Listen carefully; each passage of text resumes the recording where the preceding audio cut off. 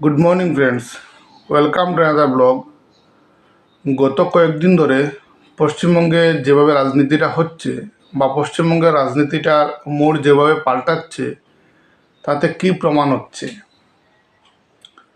আজকে থেকে 2 মাস আগেও যদি কেউ বলতো যে মমতা বন্দ্যোপাধ্যায় পশ্চিমবঙ্গের মুখ্যমন্ত্রী আবার হচ্ছেন না, বা মমতা বন্দ্যোপাধ্যায়ের দলের এরকম পরিস্থিতি হবে, তা কি কেউ বিশ্বাস করতে পারতো?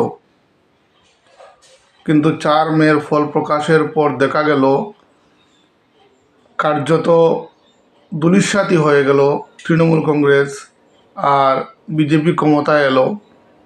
তারপর একে একে যে ঘটনাগুলো ঘটছে, তৃণমূলের 60 জন বিধায়ক মমতা বন্দ্যোপাধ্যায় থেকে আলগা হয়ে ওরা বলছেন যে ওরাই আসল তৃণমূল।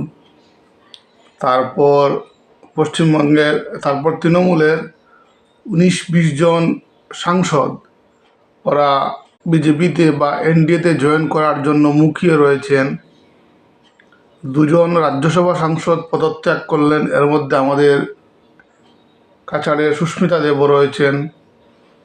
উনি তৃণমূল ত্যাগ করে ওনার ইচ্ছে উনি বিজেপিতে আসবেন। কালকে সুস্মিতা দেবের 2টো ইন্টারভিউ দেখলাম রাত্রেবেলা, একটা ইন্ডিয়া টুডে রাজদীপ সর্দাসাইয়ের সঙ্গে এবং আরেকটা কোনো একটা চ্যানেলের কোনো এক সাংবাদিকের সঙ্গে। উনি কি বলছিলেন যে উনি হিমন্ত বিশ্ব শর্মার সঙ্গে সাক্ষাৎ করলেন এবং সাক্ষাৎ করে উনি হিমন্ত বিশ্ব শর্মাকে ওনার কথা জানালেন। এবার হিমন্ত বিশ্ব শর্মার উপর নির্ভর করে যে উনি কী সিদ্ধান্ত নেন, সুস্মিতা দেবকে বিজেপিতে আসতে দিচ্ছেন কি দিচ্ছেন না, এটা হিমন্ত বিশ্ব শর্মার উপর নির্ভর করে।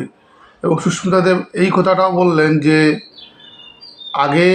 কিছুদিন আগে বা কয়েক বছর আগে শিলচরের যে অবস্থা ছিল বা কাছাড়ের যে অবস্থা ছিল, আজকে এই অবস্থা নেই।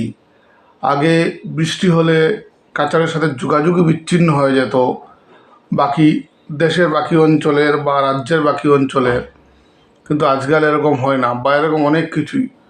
উনি এরকমও বললেন যে আগের ফটো আর এখনের ফটো মিলিয়ে নিলে দেখা যাবে যে তফাৎটা কী। হ্যাঁ, কিছুটা তো কাজ হয়েছে, আমরা ব্রডগেজ পেয়েছি, আর কি পেয়েছে মনে পড়ছে না আমার। রাস্তাঘাট কিন্তু একদমই খারাপ, রাস্তাঘাটের কথা বলা হচ্ছে বারবারই। এবার একসাথে ওদের 4টা রাস্তার কাজ হওয়ার কথা রয়েছে, যেমন আমাদের এই বাইপাস থেকে শুরু করে ভারতমালার কাজটা, তারপর বাইপাস থেকে মালুয়া অবধি রাস্তাটা সংস্কারের জন্য বোধহয় 21 কোটি না কত কোটি টাকা এসেছে। তারপর এই বদরপুর ঘাট থেকে মালিডোর পর্যন্ত বোধহয় 30-32 কোটি টাকা এসেছে রাস্তা সংস্কারের জন্য। তারপর এওসি পয়েন্ট থেকে এদিকে সুতারকান্দি বা এদিকে ফকিরের বাজার পর্যন্ত রাস্তা কাজের জন্য বোধহয় 50 কোটি টাকার মতো এসেছে। মানে 4টে রাস্তার কাজ হবে, এখনো হওয়ার কথা রয়েছে। টাকা এসেছে এরকম কথা বলা হচ্ছে, কিন্তু কবে হবে কবে না তা কিন্তু বলা যাচ্ছে না। তাই রাস্তাঘাটের যা অবস্থা তা কিন্তু একদমই শোচনীয়, তা নিয়ে কোনো কিছু তুলনা করা যায় না, বা আগের আর বর্তমানে যে খুব ভালো অবস্থায় রয়েছে এটা বলা যায় না। অন্য কিছু ব্যাপার হলে হতেও পারে, কিন্তু সে যাই হোক। এবার মমতা বন্দ্যোপাধ্যায় দিল্লিতে গিয়ে সোনিয়া গান্ধীর সঙ্গে সাক্ষাৎ করলেন, রাহুল গান্ধীর সঙ্গে সাক্ষাৎ করলেন, মল্লিকার্জুন খাড়গের সঙ্গে সাক্ষাৎকার করলেন। বিভিন্ন সংবাদ মাধ্যম থেকে প্রকাশিত খবরে কি বোঝা যাচ্ছে যে মমতার ইচ্ছে ওনার দল, ওনার তৃণমূল কংগ্রেসটাকে ভেঙে দিয়ে আবার কংগ্রেসের সঙ্গে যাতে মার্চ করে নিতে পারেন দলটাকে, এটাই হয়তো ওনার উদ্দেশ্য, বা সোনিয়া গান্ধীও এটা চান, হতেও পারে।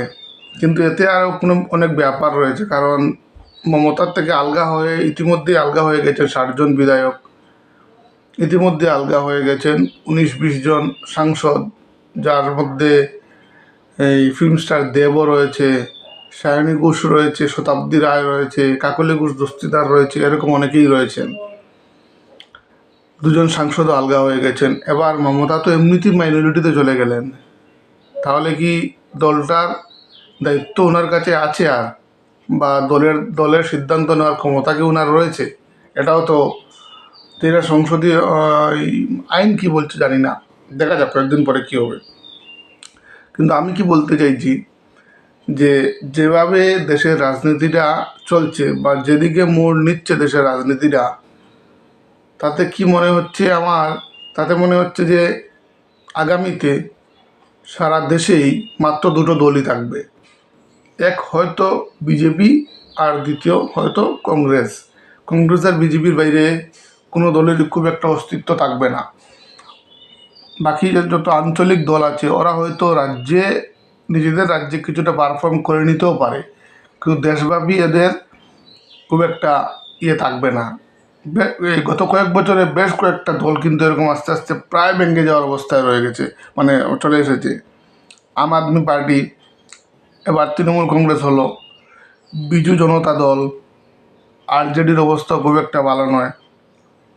সমাজবাদী পার্টির কথা জানি না কী হবে আগামীতে। 2017-তে 2027-এ ইলেকশন রয়েছে উত্তরপ্রদেশে। আরও এরকম অনেক দল। তারপরে এই যে শিবসেনা 2 টুকরো হয়ে গেছে, এরকম প্রচুর দল। আঞ্চলিক দলগুলোর অস্তিত্ব কিন্তু একদম শোচনীয়। তার মানে মোটামুটি বোঝাই যাচ্ছে যে দেশব্যাপী বিজেপি, হয়তো বিজেপি নয়তো কংগ্রেসই থাকবে, এবং এটাই ভালো। অতিরিক্ত দল থাকা আমার মতে খুব একটা ভালো নয়। প্রত্যেকে নিজের নিজের এজেন্ডা নিয়ে আসে, প্রত্যেকে নিজের নিজের কথা নিয়ে আসে, কাজের কাজ কিচ্ছু হয় না। একদিকে হয়তো বিজেপি থাকলো, একদিকে কংগ্রেস থাকলো, তখন সরাসরি প্রতিদ্বন্দ্বিতা হবে এবং রাজনীতিটা সুন্দরও হবে। কাজ তো যতটুকু হওয়ার কথা আমাদের দেশে ততটুকু হয় না, এটা তো নিশ্চিত। কেন্দ্রের মোদী সরকারের উপর মানুষের কিন্তু প্রচণ্ড আস্থা ছিল, প্রচণ্ড আস্থা। কিন্তু গত 12 বছরে কেন্দ্রের মোদী সরকার যে প্রতিশ্রুতি নিয়ে 2014-তে ওরা সরকারে এসেছিল তাকে পালন করতে পেরেছে? ওদের এজেন্ডাতে প্রথমেই ছিল কি, যে দ্রব্যমূল্য নিয়ন্ত্রণ। এজেন্ডাতে প্রথমেই ছিল কি, দুর্নীতি দমন। দুটোই হয়নি। গতকাল নরেন্দ্র মোদীর, মানে সারা দেশের আজকে পর্যন্ত যত প্রধানমন্ত্রী হয়েছেন ওদের মধ্যে এক নাগাড়ে সবচেয়ে বেশি দিন উনিই প্রধানমন্ত্রী হিসাবে কার্যভার সামলাচ্ছেন। এটা গতকাল হয়ে গেছে ওনার। এই দিনটাতে উনি কালকে দেশের জনতার সামনে কিছু কথা রাখলেন।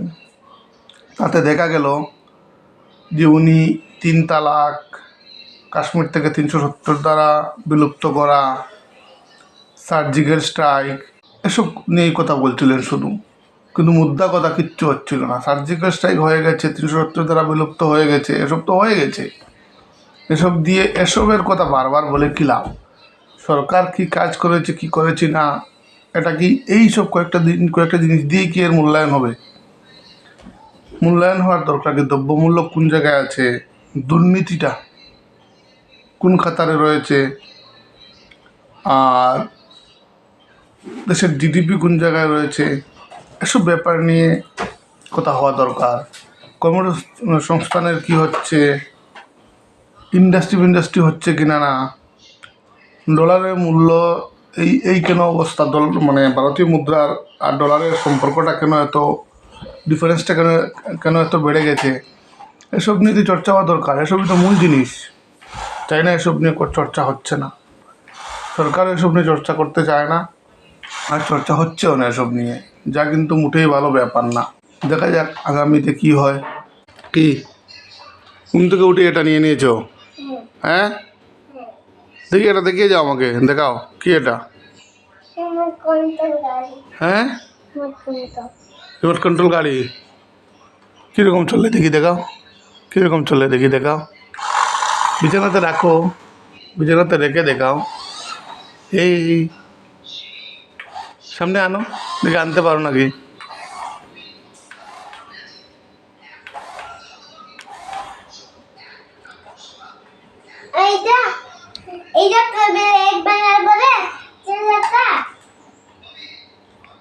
কি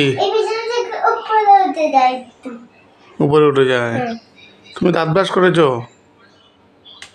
দাঁত ব্রাশ করোনি কেন? এখনো তুমি দাঁত ব্রাশ করোনি আর এসেই তুমি গাড়ি নিয়ে নিয়েছো।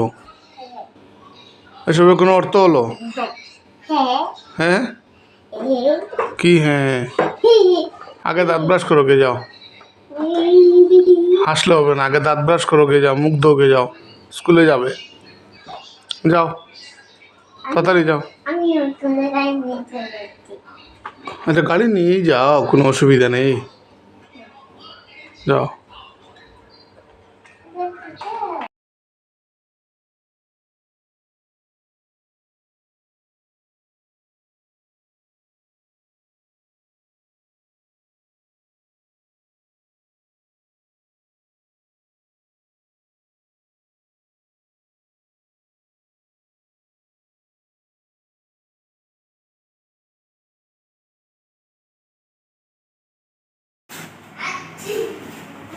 তোমার কিন্তু মিস আসবে পাপ্পা,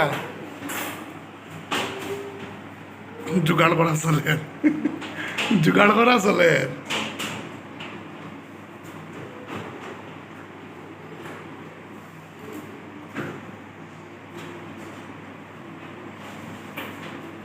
দেখি তো বার খরচ বে। হ্যাঁ আমার এখন শরীর লাগিয়েছিল তাতে দেখো তার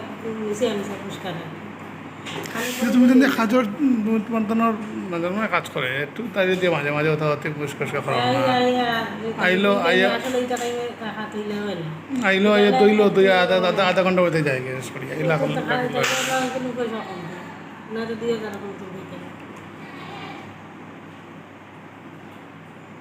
কোথাও তো রবিবারে আমি টাকা দিয়ে জানো কিন্তু রবিবারে বাসন দিয়ে আটাইয়া রাখি ওটাই মিশে দেবো কত কিনা সুইচ ডাইরেক্ট করা লাগবো, হিগু তো হিগু একলাগে অন করা থাকতে লাগবো। কি হয়েছে রে?